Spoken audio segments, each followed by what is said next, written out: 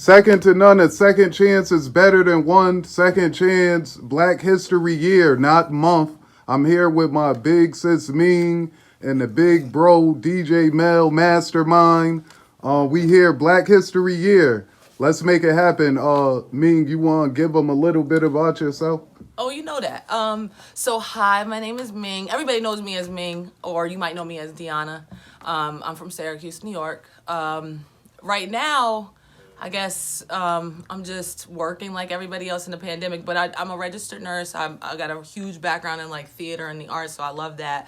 But moreover, it's just about pushing the agenda. I mean, anything that anybody's doing in any profession that you might be in, I think it's important to certainly understand kind of what the grand scheme of things are and kind of what the climate is. And our work should sort of reflect that. And no matter what, because it's everywhere you turn. I'm sure that anybody who's living right now in 2020, who's in corporate, who's a business owner, who's, self-made business owner and or just working in any field, you're definitely affected by this. Everybody, every race, every creed, every culture. And I think that our job is just to continue to pass the baton, push the agenda, and continue to create sort of a better understanding and bringing this information to the forefront so that we all can live a better, more harmonious life. All right, we appreciate that. Bro, falling asleep over there. Yo, give us a little bit about yourself. My name Mel. From the east side of Syracuse. Grew up in. I ain't gonna say I grew up in the streets, 'cause that's how I'm homeless. But I grew up in the hood, east side of Syracuse, and I made it out. And I just came back. I moved to Atlanta, Georgia. Got my life together. Used to hustle and stuff like that, But then I gave it up. I had situations in life. I just gave it up so I could figure out something different I know I couldn't do in my life. Came back, opened up this door. I could have opened it up anywhere, but I wanted to come back in my hometown because at the end of the day, that's what it's about, picking up your hometown. So now I'm trying to bring the people who I grew up with and the people who surrounded me back up, and I'm trying to show them how the way to go so they could come up and they could raise their kids. Try to be the street savior. Ming, what does Black History mean to you? Oh my God. That's a lot to unpack. Black history is, first of all, American history. That's number one. I think it should certainly be sort of classified that way. And the reason why, the fact that I even have to say that is pretty baffling now because, and this isn't this is not me saying, this is Ilyasa Shabazz. She's one of my favorite sort of sisters in my head, and she's stunning, and she is the third child of Malcolm X, who is El Hajj Malik El Shabazz, and that's just his Muslim name. And it's interesting that we're even doing this right now. It's February 18th. This is the week about 56 years ago, just to give you a little historical sort of influence in terms of the integrity and the value to, I think, myself and Mel, and of course you, Dwight, because this is the week 56 years ago where on July 14th, Valentine's Day, 1965, Malcolm X's house was bombed, cherry bombed. And I know if you're familiar with the film, you probably remember that and recall that scene.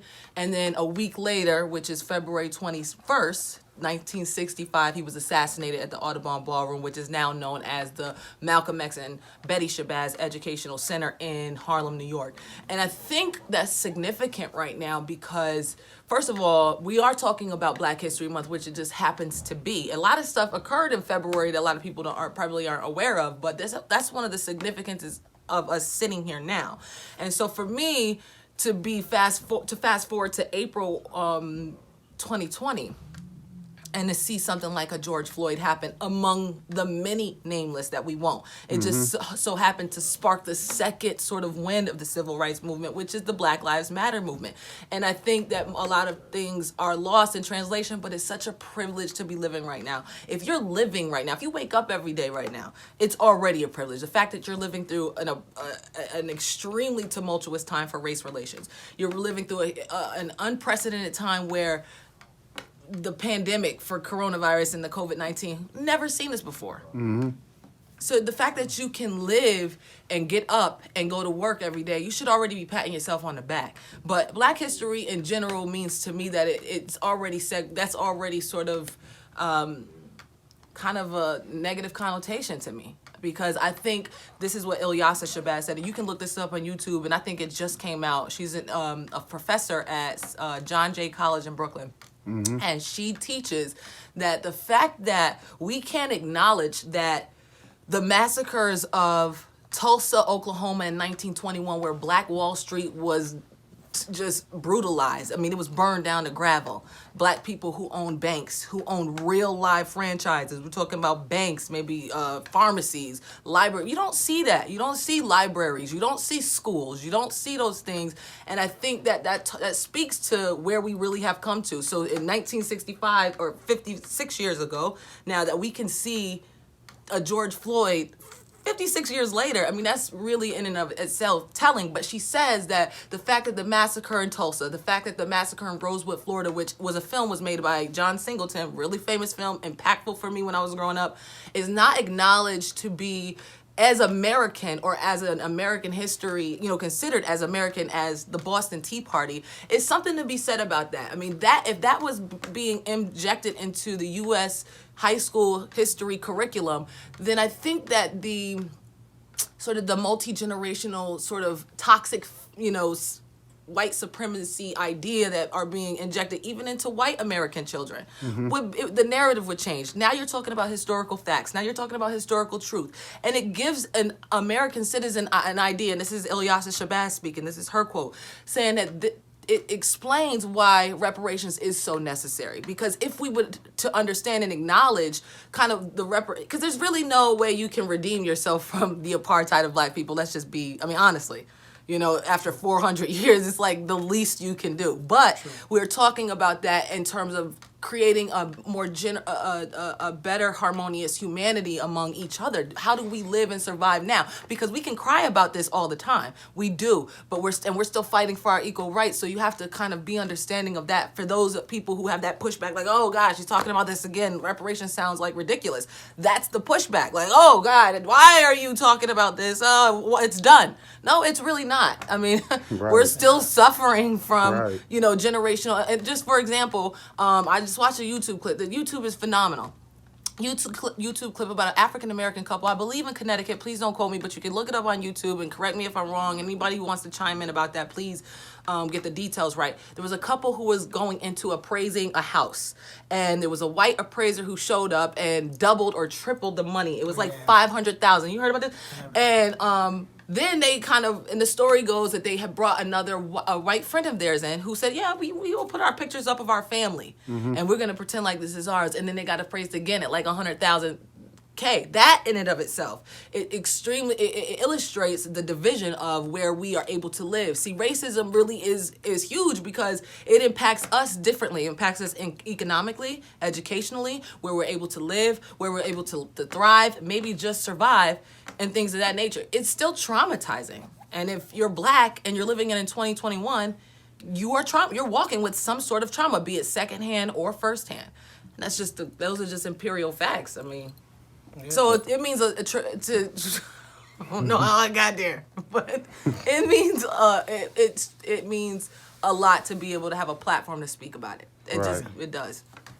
Mr. Mastermind, like you got a testimony. Like, what would you tell a young Black male, like a young Black, if you was looking in the mirror, what would you tell your younger self to overcome like hurdles that you had to overcome and stuff like that?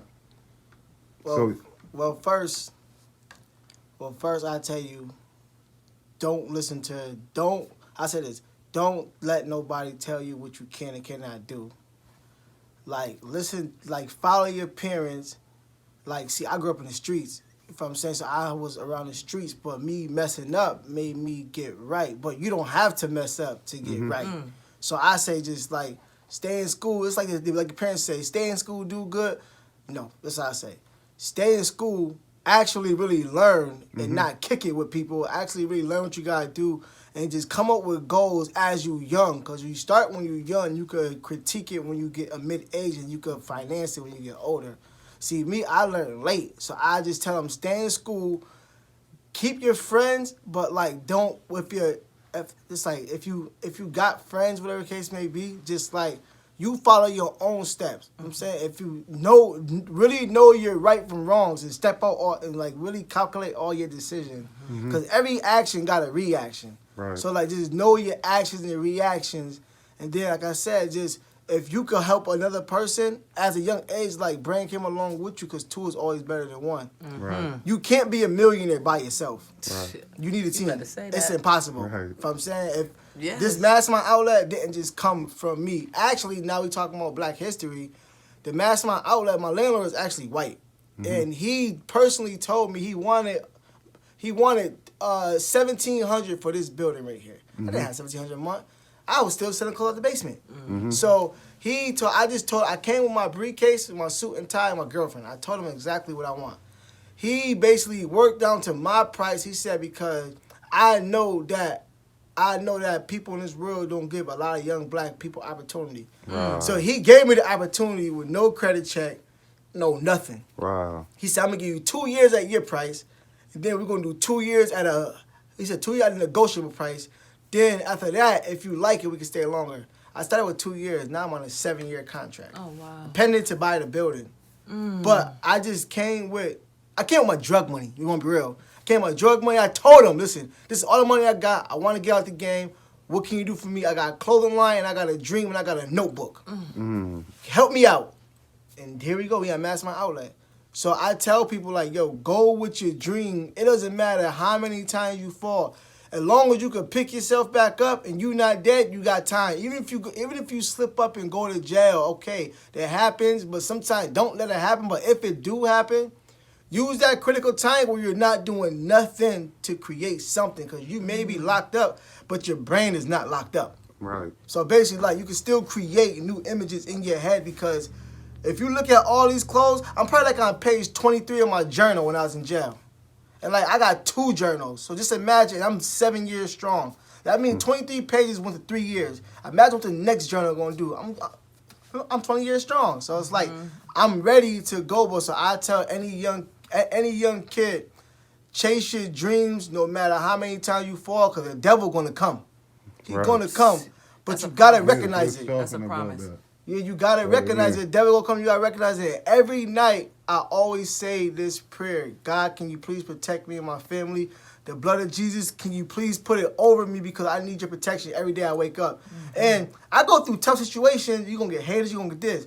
But just say your prayer and just do what you gotta do, and make sure you got like an agenda. Like, I gotta do this today. Everybody gotta do something in a day. If you don't gotta do something, create something. Create something you gotta do that day. But you stay on that task. Once you're done with those tasks, then you can kick it.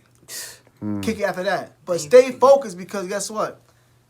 Jay-Z got the same 24 hours as us. Deanna got the same 24 hours as us. She's a nurse.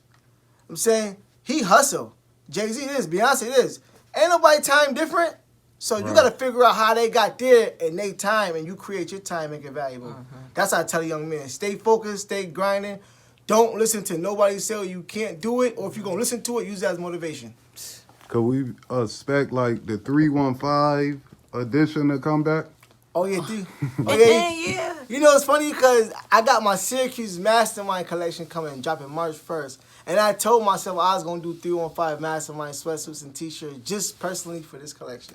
So 305 Mastermind and t-shirt will be coming, probably not the sweatsuits because it's about March, but I'll give you t-shirts, hats, and shorts coming April. I'll give it to you in April. And one more thing, because the questions from Solon, you already answered, so I'm going to focus in on D in a minute. But the last thing I want to ask you, or I want you to expound on, is your record company.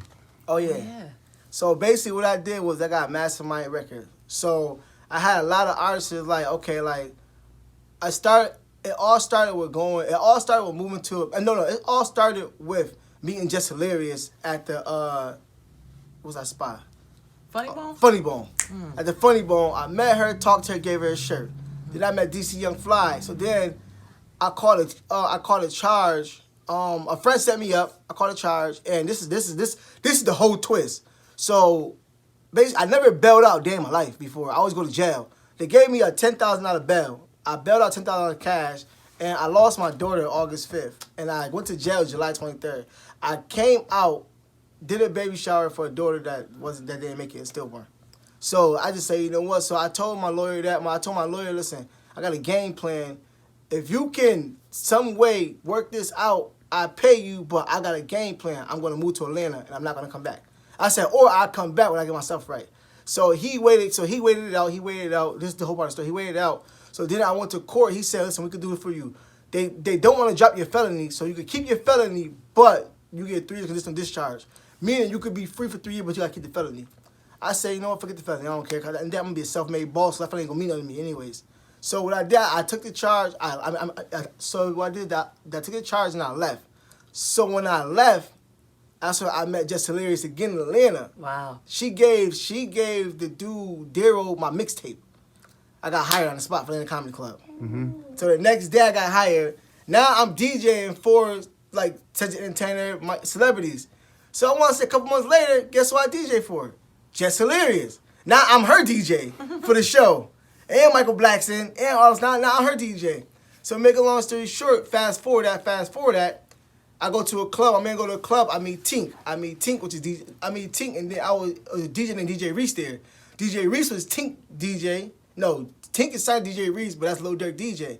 I call him like, hey, you know my name DJ Mel. I call him, listen, y'all, I'm a young DJ. I'm trying to get in. I call him line. Make a long story short. He like, yo, listen, meet me in Albany, and then for me, say I'm introduced to Durk. That's when I met Durk. So now me and Durk together. Then as I'm dating, Durk with my outfit the next day, put it on, hey, but now I get mad clout. Mm-hmm. Then I start meeting the whole OTF. So people like, yo, bro, link me. I'm like, dang, I really don't know how. I'm like, you know what? I'm basically like, now I'm trying to find, okay, how can I capitalize on this whole situation? So I'm dealing with OTF 3, 4, 5, 6, 7, 8 years. Then I meet King Von. So now me and King Von, we locked in. Once he seen Mastermind, it was up from there. He was with it. So I'm like, damn, I got mad connections for real. I met Just Hilarious. I met King Von. I know DJ Reese, Tusi from Syracuse. Mm-hmm. I'm cool with all these people. Mm-hmm. Okay, listen, I know the baby. I know this. I'm like, damn. I was like, you know what?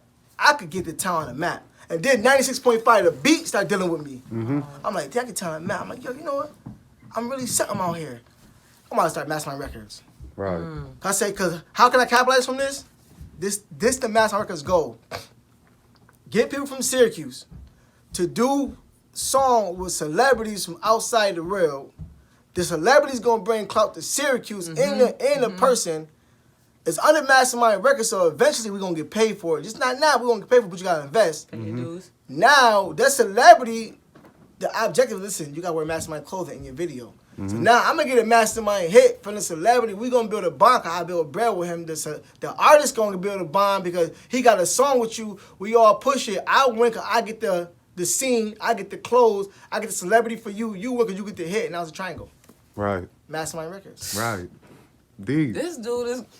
Listen to me. That shit makes sense. It's beautiful. You know what? It's so, like black people are so resilient. When you talk about your begin, I'm so. Yeah. But it makes sense to me. I'm not even saying this because I appreciate the story because first of all I appreciate what people who had a leg up did for somebody who was like climbing, and I think that's really important, especially now. Like I really push that, and when there's things that happen in Syracuse, it's a small town. You know, kind of the essence of a small town. Everybody knows each other. They have a rapport with each other. But that doesn't mean we can't grow together. It doesn't mean you can't. Oh my God, that was a Tupac lyric, and I'm wearing it right now today. When he's like, just because you from the gutter can't mean don't mean you can't grow. Yes. But I'm saying that to say that.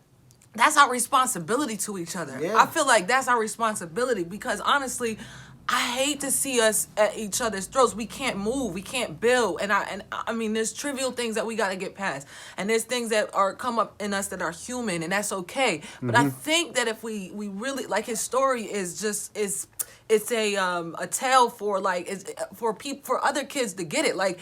This guy's mentality already was in a space where he could do that already. He could do that already. When you talked about I was a hustler, he always was. This is still a hustle. Yeah. This is still a hustle to be, and I'm really proud that there's a narrative for us becoming our own bosses, becoming our own entrepreneurs, because that brings me back to, going back in the day where we weren't being paid. We're being paid peanuts in companies where we're fighting in white corporations and they don't see us as equivalent with the degrees, because I'm living the experience, every day. I mean, this is something we always had to fight for. It's not something that's uncommon. You see it in every story. I was always intrigued with the African-American actress and the evolution of her in Hollywood. The Dorothy Dandridges, the Hattie McDaniels, the Esther Rolls, the Lena Hornes, the Diane Carrolls. These are the women I had to start looking and visualizing myself like I'm just like them. I'm actually having this.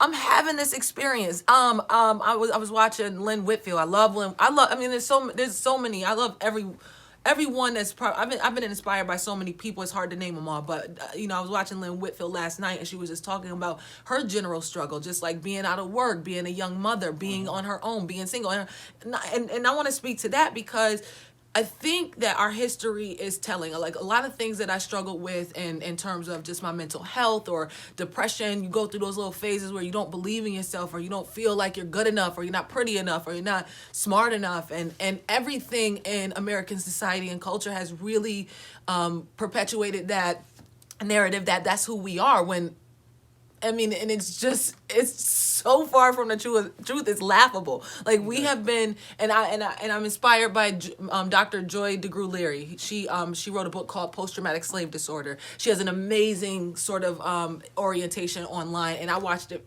I've probably watched it 1,000 times. I got the book. I mean, and I'm reading the book, and I'm reading several at a time. But I'm telling you, she unmasks the truth about African American people. She talks about it in a scientific method where she can explain the measurement of African American trauma. We are walking around in trauma, and I'm telling you, the things that you're subject to in a lifestyle where you have to feed your family in an illegal aspect, where you talk about the differences between white drugs, meaning blow. We talk about coke, and you talk about crack, and you talk about the consequences of that. You talk about we're living in a quintessential time where you look at somebody like a Trump, where he can openly make disparaging remarks, encourage and entice a coup on the national capital, and then he's kind of like, patted on the back or just slapped on the wrist. Obama would have never seen the inside of a courtroom. He would never, not as somebody who was an advisor, who was going to be he would have been, and then he would have been in the box. He'd have been in the box. So the mass incarceration, the landslide, I'm all over the place, but I'm telling you, African Americans are absolutely resilient. We have come from slavery, and the post-traumatic slave disorder talks about us being subjected to our parents being sold. Our kids being sold, their wives being raped, and all of these things, and none of that was untreated. None of it went treated. It was all. Have you ever seen anybody come in and say, "Hey, how you doing with this? We know it was hard." At any point. And this is what Dr. Joy DeGruy-Leary sort of professes. She's incredibly brilliant. She has done her work. Her focus is really on the behavioral sort of response to that and what that looks like because of it. And it's so important. And I encourage anybody just to watch the hour and a half. Like if you watch the hour and a half, you'll be moved to getting her book, The Apartheid of Medicine. And it is by Harriet Washington, came out in like 2008. And she chronicles the experimentation on African American people as it relates to medical history. And it is profound. I'm talking about to contemporary day. So you got a person like J. Marion Sims, who created the vaginal speculum. She goes, for the men in the room that we lost, the vaginal speculum is how a tool or an instrument used to open up the vagina. I work in fertility, so it automatically intrigued me. But there was a man named J. Marion Sims. He's decorated as a psychologist and this doctor and painted really well. And she describes it as a sanitation of sort of these doctorate people that they're honoring, that they're plastering up like Thomas Jefferson's, and got all these statues all over these people. And this man used to cut into African American women to figure out how to create the vaginal speculum. We're not talking about, and then there was this idea where she talks about cognitive dissonance, where cognitive dissonance was what they had to tell themselves in order to follow through with these, like, I mean, these are just, it's just absolutely criminal and psychotic sort of ideas. I'm going to cut into a human being. What did you have to tell yourself to get through that? Like you understand what I'm saying? But she's saying, but what they said was they built us and wrote us as people who weren't human, who could, black women don't feel pain. That was what they said. You know, they have an extreme high tolerance for pain. Like us as black women didn't feel it. And so that was so important to me. I mean, there's just so many things that she unearths about our truths. And these are the things that are still affecting us today, whether or not we want to believe it. But you see people are taught these little stories that come out about women who aren't really treated for their pain and things like that. Now, I work for amazing people, and I've seen great things, but I know that those stories are out there, and I think they deserve to be talked about. And so people don't feel like we're like what you see in front of you, the behavior doesn't come from anywhere. It's derived from something. And it's not because it just, it's cognitive dissonance is when people can justify the treatment that they've given. Oh, we can hang and lynch them. They're not human. They don't feel pain, so I can go to sleep at night. But she also talks about what that means and that syndrome and, the expectancy of life. Like you meet a lot of people, even how many people do you know, Mel, who you met were 20, black males who say, I didn't think I was going to live to see 30, who expected like low expectancy. I'm surprised I've seen 21. 21, like and this is right now. Classic date. 2021. That's a classic 2021. That's a measurable symptomatic of post-traumatic stress disorder. That's how that's described. But she talks about it in respect to how we've come through and what we've had to do and what it looks like. But it's very present. It's prevalent. It's happening. Yes. And I think it deserves a conversation. And I just don't. So when you get down on each other, when you're looking at, your counterparts, even African-American women, we have to compete. We have to be, sometimes we don't know how to coexist and then they're pegging us against each other. It's just like, that's all trauma and behavioral sort of responses to survival and what we had to go through and things like that. So I usually take it like on a regular day, just anything I can do to uplift, no matter what, no matter how she might feel, no matter how, what perspective. I don't have any room to judge anybody, but I understand what's going on. I know that it's deeper than what we're experiencing with each other and the disruption in our relationships and African American women and how they relate to black men. That comes from something. We're talking about I want to say this too. I know I'm going on and people are like, girl, but there's the Welfare Act, and if you ever look it up, it's just about how African American women had to feed their children after slavery, after Juneteenth, during the times where sharecropping came in, where men were invited back to the plantation to go ahead and work on the land for, with a mule and some tools. That was the grant, right? You get a grant when you come in and they're like, okay, we'll help you get started. But of course they were never paid enough. They were in debt to the land. So now they owe the land and they still have to feed their family. So here they are working sun up to sundown, can't pay their rent, can't feed their children. And the Welfare Act comes in. And the Welfare Act says, okay, we're going to give you some money to feed your kids. But the only thing is you can't have an able African-American male in your house in order to qualify to feed your children. But what he's doing is if he chose to stay in the house, he didn't make enough money to feed the children. So he voluntarily takes himself out of the home so that now they can qualify to feed their family. It's demoralizing. And it also speaks to the relationships that we've created with each other that you see today when people don't, with the disenfranchisement of the family. And for me personally, I feel like, and what I've seen and what I'm experiencing is wealth really starts with the family. Jay-Z talks about it a lot on 444. It really starts with your family, being able to build. And I want to say that too, because marriage was political. It was never about love in the beginning. It was political. Here, I'm somebody that's why you saw young wives who were able to bear children for an older man who had land and cows to leave the family. So he could, make these kids, feed these kids, and then this woman can inherit this land where she could build family. We're talking about legacy, we're talking about lineage, we're talking about all of those things that go hand in hand with wealth and being able to survive and build. That's what it's about. When you look at the Trump family, they are successful because they have a solid foundation where family could build empires, buy land, hotels, all of this. This is huge monopoly. It's a huge thing, and I think we miss that in the African American community. So when you see broken homes, when you see